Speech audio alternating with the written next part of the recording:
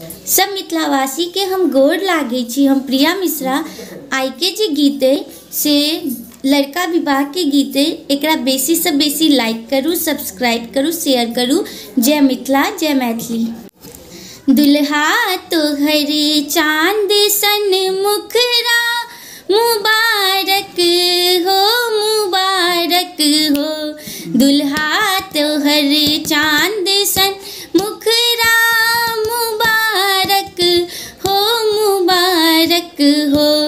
दुल्हा तोहर शीश के पगिया लड़ी छै ओई में सोना के। दुल्हा तोहर शीश के पगिया लड़ी छै ओई में सोना के। ई जोड़ी चांद सूरज के मुबारक हो, मुबारक हो। ई जोड़ी चांद सूरज के मुबारक हो, मुबारक हो।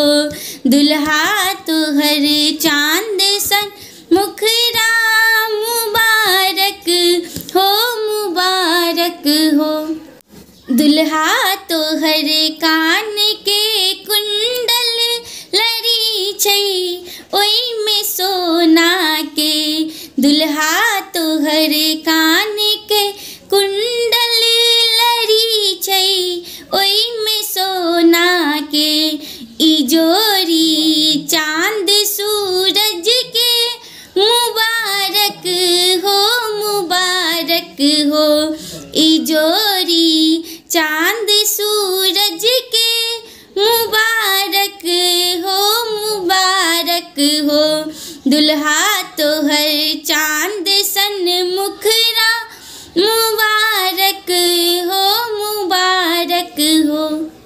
दुल्हा तोहर हाथ के घड़िया लड़ी छै ओई में सोना के। ई जोड़ी चांद